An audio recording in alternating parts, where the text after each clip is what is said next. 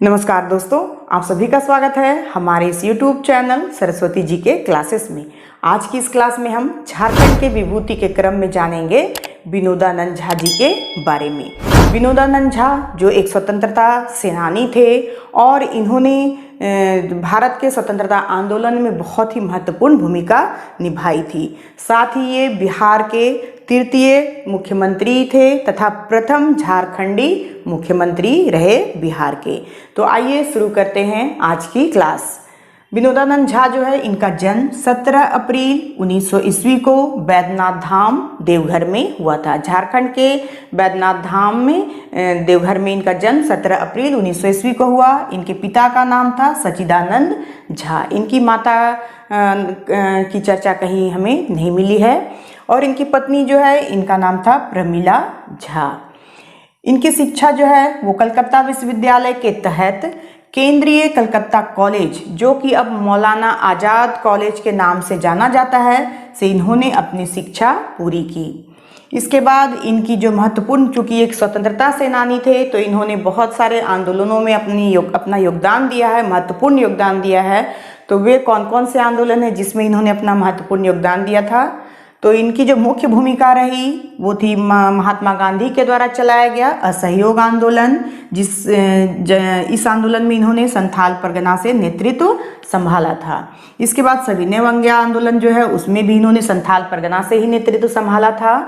और फिर भारत छोड़ो आंदोलन, इसमें भी संथाल परगना से ही इन्होंने नेतृत्व संभाला था। यह मैं एक चीज़ बताना भूल गई कि नमक सत्याग्रह में भी इन्होंने अहम भूमिका निभाई थी और ये सत्याग्रही के रूप में संथाल परगना से ही इन्होंने नेतृत्व संभाला था। फिर असहयोग आंदोलन के दौरान बाबा नगरी देवघर में हिंदी विद्यापीठ की स्थापना में इनकी अहम भूमिका रही है। ये भी इम्पोर्टेंट है, क्वेश्चन पूछा जा सकता है कि देवघर जो बाबा नगरी है वहाँ पे हिंदी विद्यापीठ की स्थापना किसके अहम योगदान से हुई है? तो ये विनोदानंद झा ही हैं, जिनके अहम योगदान के चलते ही बाबा नगरी देवघर में हिंदी विद्यापीठ की स्थापना हुई थी। फिर बिहार प्रांतीय स्वराज पार्टी के संथाल परगना का कार्यभार विनोदानंद झा को 1923 ईस्वी में सौंपा गया। अब क्या है कि बिहार में प्रांतीय स्वराज पार्टी का इन्हें अध्यक्ष बनाया गया था 1923 ईस्वी में। यहाँ पे एक चीज़ हमें जानने की ज़रूरत है कि विनोदानंद झा जो है वो कांग्रेस पार्टी से संबंधित थे, लेकिन इन्हें 1923 ईस्वी में इन्हें बिहार प्रांतीय स्वराज पार्टी का अध्यक्ष बनाया गया था 1923 ईस्वी में। ऐसा क्यों हुआ? तो इसके पीछे एक कहानी ये है कि जब महात्मा गांधी ने असहयोग आंदोलन चलाया था तो चोरा चोरी हत्याकांड के चलते 1922 ईस्वी में महात्मा गांधी ने अचानक से ये असहयोग आंदोलन जो है वो रोक दिया था। और इसी बात से नाराज होकर चित्तरंजन दास तथा मोतीलाल नेहरू, इन दोनों ने अपने आप को पार्टी से अलग कर लिया था और इसी बात से नाराज ये विनोदानंद झा भी थे। और इसी वजह से चित्तरंजन दास तथा मोतीलाल नेहरू के द्वारा ही स्वराज पार्टी का गठन किया गया था और विनोदानंद झा को स्वराज पार्टी का अध्यक्ष बनाया गया था संथाल परगना क्षेत्र से।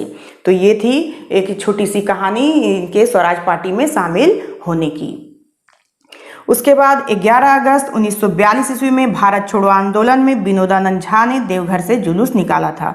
फिर क्या था, ये स्वराज पार्टी बहुत दिनों तक नहीं टिक पाई और फिर से ये जो नेता हैं जो कांग्रेस से अलग हो गए थे वे फिर से कांग्रेस में शामिल हो जाते हैं।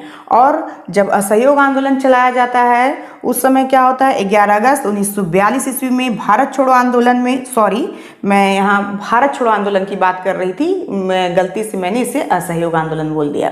तो 11 अगस्त 1942 ईस्वी में भारत छोड़ो आंदोलन में विनोदानंद झा ने देवघर से जुलूस निकाला था। अब क्या होता है, जब बड़े बड़े नेताओं के द्वारा, महात्मा गांधी के द्वारा भारत छोड़ो आंदोलन की शुरुआत करने की बात चल रही थी, प्लानिंग हो रही थी और वे लोग ये प्लानिंग बना रहे थे। 8 अगस्त की प्लानिंग बनी थी कि 9 अगस्त 1942 से असहयोग आंदोलन की शुरुआत करनी है, लेकिन अंग्रेजों को इसकी भनक लग जाती है और 8 अगस्त रात को ही सारे बड़े नेताओं को अंग्रेजों के द्वारा गिरफ्तार कर लिया जाता है। और इसकी वजह से वो नेताओं, बड़े बड़े नेताओं को अंग्रेज इसलिए गिरफ्तार करते हैं कि अगर नेता ही नहीं होंगे, अगर नेतृत्व करता ही नहीं होंगे तो आंदोलन नहीं होगा। और यही सोच के वे लोग जो है बड़े बड़े नेताओं को गिरफ्तार कर लेते हैं, जिसमें महात्मा गांधी, जवाहरलाल नेहरू आदि बड़े बड़े नेता थे। हमारे बिहार के जयप्रकाश नारायण आदि नेता शामिल थे। तो इन नेताओं को गिरफ्तार करने के बाद 9 अगस्त को क्या होता है कि मुंबई के ग्वालियर टैंक में अरुणा आसफ अली ने तिरंगा झंडा लहरा के और इस आंदोलन की शुरुआत जो है वे कर देते हैं। और जैसे ही तिरंगा झंडा वहाँ लहराया जाता है, अन्य क्षेत्रों में, अन्य जगहों पे जितने भी छोटे छोटे नेता थे वे सभी सक्रिय हो जाते हैं और भारत छोड़ो आंदोलन की शुरुआत जो है वो 9 अगस्त से ही हो जाती है। और इसी क्रम में हमारे संथाल परगना क्षेत्र से विनोदानंद झा ने नेतृत्व संभाला और उन्होंने 11 अगस्त 1942 ईस्वी में भारत छोड़ो आंदोलन के तहत देवघर से जुलूस निकाला था। क्योंकि बड़े बड़े नेताओं को गिरफ्तार कर लिया गया था, इसी वजह से जगह जगह से जुलूस निकाले जा रहे थे ये भारत छोड़ो आंदोलन के क्रम में। और इसी जुलूस का नेतृत्व संभाला था विनोदानंद झा ने। किस क्षेत्र से? तो देवघर क्षेत्र से। ये क्वेश्चन पूछा जाता है कि भारत छोड़ो आंदोलन में देवघर क्षेत्र से जुलूस किसने निकाला था? तो विनोदानंद झा ने निकाला था। फिर ये भी क्वेश्चन पूछा जाता है कि विनोदानंद झा ने देवघर से जुलूस किस तारीख को निकाली थी? तो ये थी 11 अगस्त 1942। 9 अगस्त को इस भारत छोड़ो आंदोलन की शुरुआत होती है और 11 अगस्त को विनोदानंद झा के द्वारा देवघर से जुलूस निकाला जाता है। जुलूस तो बहुत सारे जगहों पे निकला था, लेकिन चूंकि हम यहाँ विनोदानंद झा के बारे में हम लोग जान रहे हैं, उनकी महत्वपूर्ण योगदानों के बारे में जान रहे हैं, इसलिए हम इनकी चर्चा ही सिर्फ यहाँ पे कर रहे हैं।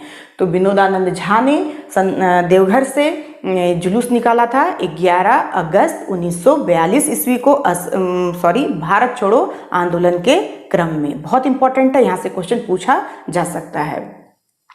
उसके बाद विनोदानंद झा जो है फिर बाद में बिहार के तीसरे तथा प्रथम झारखंडी मुख्यमंत्री बने थे।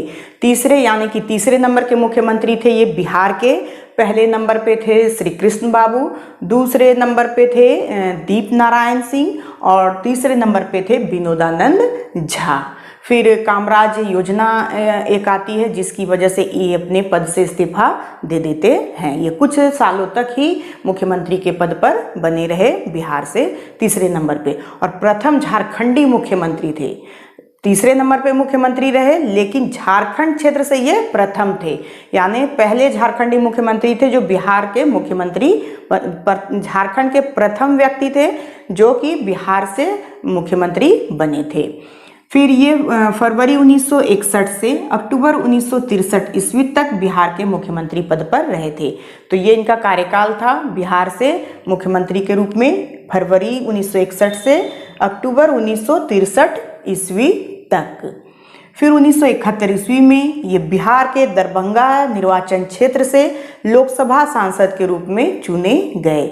इन्होंने सिर्फ विधानसभा का ही चुनाव नहीं जीता, बल्कि ये लोकसभा का भी चुनाव इन्होंने जीता था दरभंगा निर्वाचन क्षेत्र से 1971 ईस्वी में। ये भारत की संविधान सभा के सदस्य भी बिहार से रहे। अब है कि जब संविधान सभा का गठन किया गया था तो उस संविधान सभा के सदस्य के रूप में भी ये चुने गए थे। बिहार से इन्होंने प्रतिनिधित्व संभाला था संविधान सभा के लिए। फिर जयपाल सिंह मुंडा की झारखंड पार्टी जो 1950 ईस्वी में बनी थी, उसका विलय 1963 ईस्वी में कांग्रेस में कर दिया गया था और इसमें अहम योगदान रहा था विनोदानंद झा का। 1950 ईस्वी में जो जयपाल सिंह मुंडा थे उनके द्वारा एक पार्टी का गठन किया गया था, झारखंड पार्टी। और ये इसलिए गठन किया गया था कि झारखंड अलग राज्य निर्माण की प्रक्रिया और आंदोलन चलाने के लिए।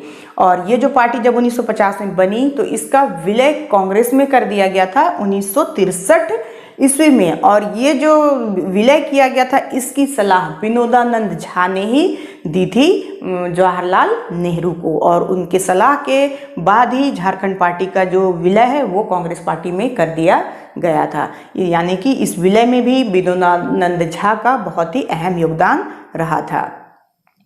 इस तरह से विनोदानंद झा के बहुत सारे ही योगदान हैं भारत के स्वतंत्रता संग्राम में तथा झारखंड अलग राज्य निर्माण आंदोलन में। इसके बाद विनोदानंद झा जो है उनका निधन 9 अगस्त 1971 ईस्वी को हो जाता है। 9 अगस्त 1971 ईस्वी इनके निधन का तारीख है, इम्पोर्टेंट है, क्वेश्चन में पूछा जा सकता है। तो ये थी कुछ महत्वपूर्ण जानकारियाँ विनोदानंद झा जी के बारे में, जो कि एग्जाम पॉइंट ऑफ व्यू से इम्पोर्टेंट है। पहले भी एग्जाम्स में यहाँ से क्वेश्चन पूछे गए हैं, तो हो सकता है कि आने वाले एग्जाम्स में फिर से इसे दोबारा रिपीट किया जाए। तो आज के लिए बस इतना ही। नेक्स्ट वीडियो में हम फिर नेक्स्ट टॉपिक के साथ मिलेंगे। तब तक के लिए धन्यवाद। जय हिंद, वंदे मातरम।